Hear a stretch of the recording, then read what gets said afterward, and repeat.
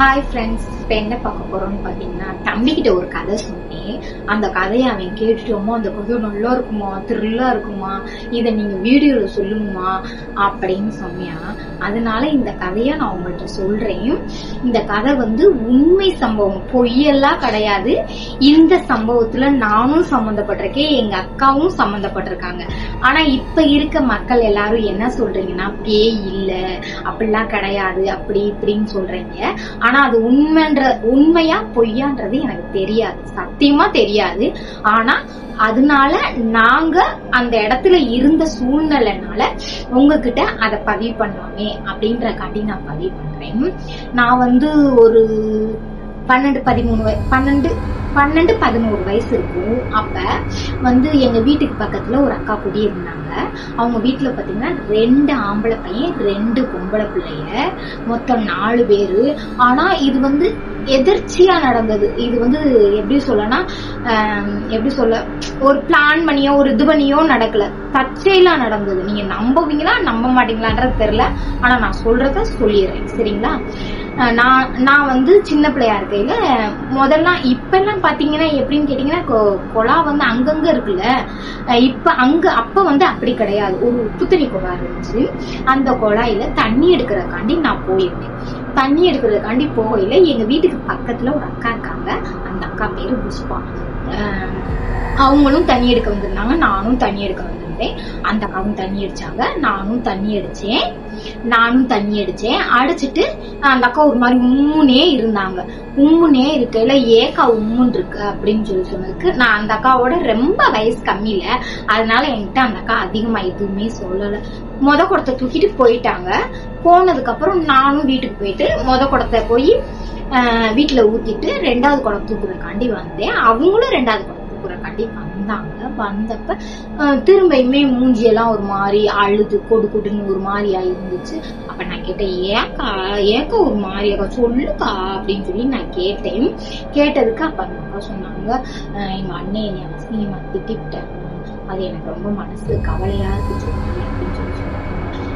அக்கா, அண்ணன் ஏதாவது ஒரு தெரியாத அம்மா திட்டி இருக்குங்கக்கா, வேணும்லாம் திட்டிருக்காக்கா அப்படின்னு சொல்லி சொன்னேன். இல்ல, அவன் என்னை எப்பயுமே அப்படி திட்டுனது இல்லை, இப்ப திடீர்னு இப்படி திட்டிவிட்டேன் அப்படின்னு சொல்லி சொல்றாங்க. சொல்லிட்டு 2வது குடத்தை தூக்கிக்கிட்டு போறாங்க. நானும் குடத்தை தூக்கிக்கிட்டு போயிட்டேன். போய் மிஞ்சி போன ஒரு 1/4 மணி நேரம், 1/2 மணி நேரம் தான் இருக்கும், அதுக்கு மேல கிடையாது. ஒரு சவுண்டு பாத்தீங்கன்னா, எப்படின்னு கேட்டீங்கன்னா, அலற சவுண்டு கேட்டோடனே பாத்தீங்கன்னா, எல்லாரும் போனா, எல்லாம் திரண்டு போனா, அந்த அக்கா அவங்க அண்ணன் சொன்னதுல மனசு கஷ்டப்பட்டு அவங்க அம்மா ஆல்ரெடி 10 லிட்டர் மண்ணெண்ணெய் வாங்கி வச்சிருந்திருக்காங்க. இந்த அக்கா 5 லிட்டர் மண்ணெண்ணைய ஊத்திக்கிட்டாங்க. ஊத்துனதுல என்ன ஆகி போச்சுன்னா, இந்த அக்கா கத்த விட்டி அவங்க அம்மா கடைக்கு போனாங்க, பலசர் கடைக்கு போனாங்க. திடீர்னு நம்ம புள்ள ஊத்திக்கிச்சே அப்படின்னு சொல்லி கட்டி பிடிச்சிட்டாங்க. அந்த அக்காவும் எரிஞ்சுட்டாங்க, இவங்களும் எரிஞ்சுட்டாங்க. இது நடக்கல. என்ன ஆகி போச்சுன்னா, கீழே இருக்க அந்த 10 லிட்டர் மண்ணெண்ணெய் துப்புன்னு பிடிச்சி ரொம்ப எரிய ஆரம்பிச்சிச்சு. என்ன செய்ய ஏது செய்யனே தெரியல. அவங்க வீட்டுல இருந்த ஆம்பளை பையல அண்ணன் ஒரு அண்ணன் வயசு பையன் அண்ணன் திட்டுனவரு, இன்னொரு அண்ணன் சின்ன பையன் தான். ஆனா யாரும் இல்ல. அப்ப அக்கம் பக்கம் இருக்கவங்க எல்லாரும் போய் ஏதோ ஒரு இதை செஞ்சு அவங்கள போர்வையை போட்டு பொத்தி ஹாஸ்பிட்டலுக்கு கூட்டிட்டு போனப்ப ஃபர்ஸ்ட் ஊத்துனது அந்த அக்கா தான். நல்லா கேட்டுக்கங்க, ஃபர்ஸ்ட் ஊத்துனது அந்த அக்கா தான். ஆனா அவங்க அம்மா போனாங்க. 2வது ட்ரிப்பு ஒரு வாரம் என்னமோ சம்திங், அதுக்குள்ள அந்த அக்காவும் இறந்து என்ன ஆயிடுச்சுன்னா, அவங்க வயசு பிள்ளைகள் கூட அவங்க பழகிருப்பாங்கல்ல, எங்க அக்கா, எங்க வீட்டு பக்கத்துல உள்ளவங்க, அப்படி ஒரு 4-5 பேர். அந்த 4-5 பேத்து கூடயுமே அவங்களுக்கு பழக்கம் இருக்கு. அப்ப அந்த அக்கா வீட்டு வேலைக்கு தான் போயிட்டு வருவாங்க, வேற எந்த வேலைக்கு போக மாட்டாங்க, வீட்டு வேலைக்கு தான் போயிட்டு வருவாங்க. அப்படி இருக்கையில இறந்ததுக்கு அப்புறம் மிச்சம் எல்லாத்துக்குமே, அவங்க வயசு பிள்ளைங்க எல்லாத்துக்குமே கல்யாணம் முடிஞ்சிருச்சு. எங்க அக்கா அவங்களுக்கு எல்லாத்துக்குமே கல்யாணம் முடிஞ்சிருச்சு. முடிஞ்சதுக்கு அப்புறம் பாத்தீங்கன்னா, அந்த அக்கா கூட பழகின ஒரு 5 பேர், அந்த 5 பேருக்குமே இந்த அக்கா பிடிச்சிக்கிட்டாங்க. புடிச்சு இந்த 5 பேர், நீங்க நம்புவீங்களா நம்பலையான்னு எனக்கு தெரியாது, ஆனா நான் சொல்றத சொல்லிடுறேன். அந்த 5 பேத்துக்குமே தலை பிள்ளை கிடையாது. ஆனா அந்த 5 பேத்துக்குமே ஆம்பளை பிள்ளை தலை பிள்ளை. எங்க அக்காவுக்குமே ஆம்பளை பிள்ளை தான் தலை பிள்ளை. 5 பேருமே இறந்து போயிட்டு, 5 பேரோடைய தலை பிள்ளையுமே இறந்து போயிட்டாங்க. அவங்க கூட அந்த அக்காவுடைய பழக்கத்துல இப்படி இருக்கையில எங்க அக்காவெல்லாம் நாங்க கூட்டிட்டு போய் அந்த மந்திரிக்கிறவங்ககிட்ட எல்லாம் கூட்டிட்டு போயிருக்காங்க. அவங்களும் சாட்டையில அடிச்சிருக்காங்க. நான் அதை கண்ணால பாத்திருக்கேன். இதெல்லாம் இருக்கு. இப்படியே இருந்துகிட்டு இருக்கையிலேயே என்னன்னு பாத்தீங்கன்னா, ஒரு நாள் இதெல்லாம் முடிஞ்சிருச்சு. இப்படி தலைப்பிள்ளைய இறந்து எல்லாம் முடிஞ்சிருச்சு. இன்னொரு நாள் என்ன ஆயிப்போச்சு அப்படின்னு கேட்கல, நான் பலசர் கடைனே நாங்க அந்த உப்பு தண்ணி கடைக்கு பக்கத்துலயே ஒரு கடை இருக்கு. அந்த கடையில நானு இன்னொருத்தவங்க மொத்தம் ஒரு 5 பேர் உட்கார்ந்து இருக்கையில அந்த அக்கா இறந்து ஒரு சமீபம் ஒரு வருஷத்துக்குள்ளே வச்சுக்கோங்களேன். அப்ப உட்கார்ந்து இருக்கையில என்ன ஆயி போச்சுன்னா, ஒரு அக்கா, அந்த அக்காவுக்கு பழக்கமானவங்க. நம்ம தான் எப்பயுமே செவ்வாய்க்கிழமை சாமி கும்பிடுவோம்ல. அந்த செவ்வாய்க்கிழமை சாமி கும்பிடும் போது இந்த அக்காவும் அங்க வருவாங்க. நாங்க எல்லாருமே சாமி கும்பிட செவ்வாய்க்கிழமை உட்காருவோம். அங்க வரையில அந்த அக்கா நல்லா பேச, அந்த கதை சொல்லுவோம்ல, அதெல்லாம் கேட்டுக்கிட்டு இருப்பாங்க வைப்பாங்க.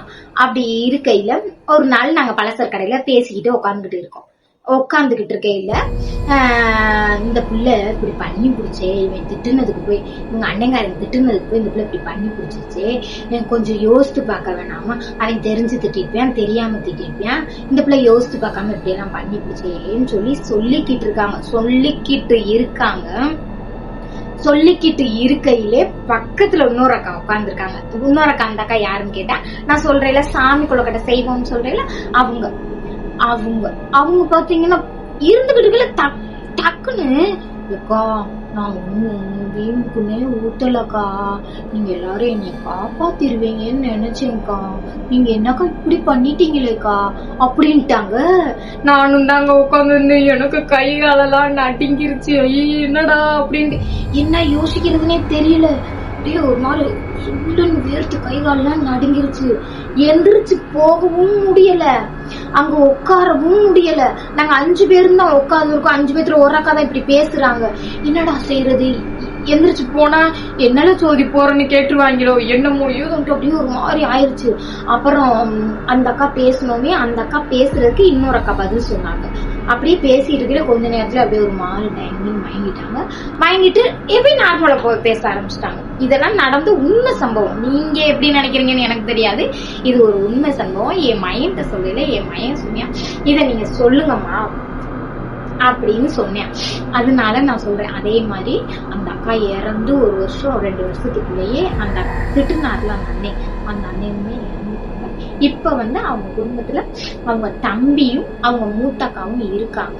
இதை ஏன் நான் உங்கள்கிட்ட சொல்றேன் அப்படின்னு பாத்தீங்கன்னா, முதல்லாம் பேய் அது இதுலாம் முதல்லாம் ஓரளவுக்கு இருந்துச்சு. இப்ப எதுவுமே கிடையாது. அது இப்ப எதுவுமே கிடையாதுன்னா, இருந்தாலும் இப்ப காலங்கள் மாறிடுச்சு. இருந்த காலத்துக்கும் இப்ப இருக்க காலத்துக்கும் வேற வித்தியாசமா போய்கிட்டே இருக்கு. எப்படி சொல்ல, டெக்னாலஜி மாறிக்கிட்டே இருக்கு. மாற இது பேய் சாமி அந்த இதுகளும் சேர்ந்து மாறுதோன்னு எனக்கு ஒரு ஃபீல். இதுல தப்போ ரைட்டோ எது இருந்தாலும் சாரி. இது ஒரு உண்மை சம்பவம். உங்களுக்கு பிடிச்சிருக்குன்னு கமெண்ட் பண்ணுங்க. பாய், see you.